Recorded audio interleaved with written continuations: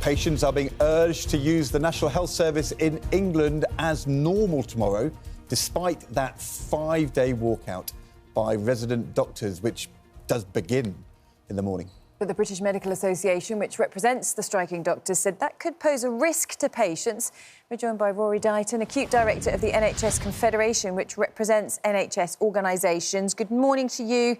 Thank you for joining us. What is your message to patients then on how they should use the service and what the potential impact will be? So for patients, the message is to use NHS services as normal. If your appointments have been cancelled, and they will tend to be elective appointments or diagnostic appointments or follow-up appointments, if those have been cancelled, you'll have had a message from your trust and you shouldn't attend, obviously, but for everybody else, then attend as normal. There will be more pressure in the system, so please think carefully about your use of emergency departments.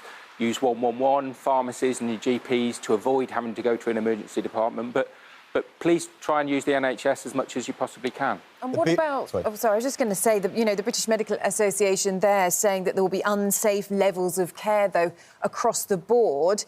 Is that something that you think will be the case? So patient safety is always the #1 priority for hospital leaders. They won't be doing anything that's unsafe at all. And sadly, over the last 2-3 years, they've seen about 40 days of strike action. So they're really well prepared for strike action. There'll be a leadership team meeting perhaps 3 times a day, assessing risk on an hourly basis. And risk assessment and risk management is something that the NHS does really, really well. And different hospitals will be different. Some specialist trusts will carry on much more as normal, and then perhaps more mixed trusts will have to cancel more care. But patient safety is absolutely paramount for NHS leaders. Can I ask you about the doctors' pay case? Because it is true that their pay has fallen substantially behind. They've said that they need a 29% pay rise, is what they said last year, to catch up to where they were 15 years ago, 18 years ago in terms of their pay. And the government did increase their pay a lot last year. Wes Streeting is boasting they've had a 28.9% pay rise. He's clearly sensitive to that charge. But the truth is, when you look at the numbers, they're still a long way behind. There's still a 20% gap compared to where they were. Aren't you sort of sympathetic with the doctor's case that they do need more money to catch up, and for you, in order to recruit the doctors you need? I think the perspective of hospital leaders at the moment is that patients are absolutely core to what they're trying to achieve, to support as many people as possible, to give as good a care as possible. With over 7 million people on waiting lists at the moment, that's where their focus is, providing safe emergency care and trying to get those waiting lists down. And waiting lists have come down significantly over the last 6 months. So the plans that have been put in place are working. And that's where their focus is, and investing in providing safe care, improving care, bringing waiting lists down is absolutely where their focus is and where they think the money should be invested. I feel, though, that entirely failed to even address the question I asked, which is doctors' pay is still well behind where it was. In order to recruit them and reward them, they do have a just case. And don't you have some sympathy with them, even if you want to put patients first? Ed, you're absolutely right. But hospital leaders are facing many different challenges. So resident doctors are one of a number of different staff groups that they're trying to support.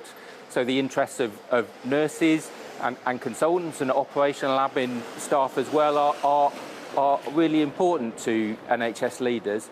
But I do want to come back to patients, and this is all about patients and helping as many patients as possible. Wes Streeting was very successful in the last round of spending negotiations in securing significant amounts of additional funding for the NHS.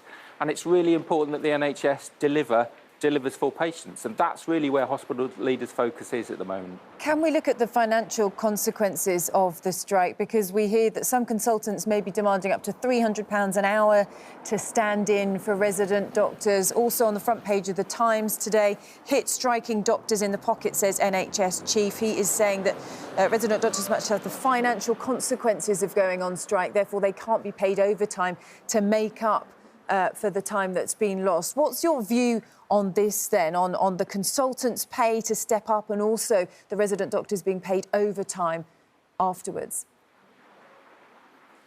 So the consultants' pay is something that makes many NHS leaders really uncomfortable. Many staff working in hospitals, many nursing staff, many facility staff, operational staff will be working and really dealing with the cost of living crisis, and hospital leaders are trying to protect those staff groups. And it does feel a little bit iniquitous that some consultants are asking for and being paid large amounts of money. So it is something that hospital leaders feel really, really uncomfortable with. Isn't the truth, and I'm Mr. sorry, I missed Deighton, the second part of that question. Isn't the truth that for NHS managers who you represent, you being in the middle of a fight between the doctors and the government on pay is a bit of a nightmare? This is not what you want. And is your message to Wes Streeting, get it sorted out, as well as to the doctors, get it sorted out? It is exactly that. We want the strike action to finish as quickly as possible. We want the negotiations to resume and for the whole dispute to be resolved as quickly as possible.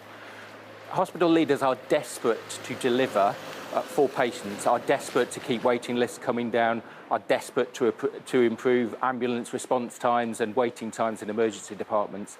That's where they want the focus to be. They want to be delivering for patients, and these strikes will affect their ability to focus on that. OK, Rory Deighton, Acute Director of the NHS Confederation, thank you for joining us this morning. Thank you.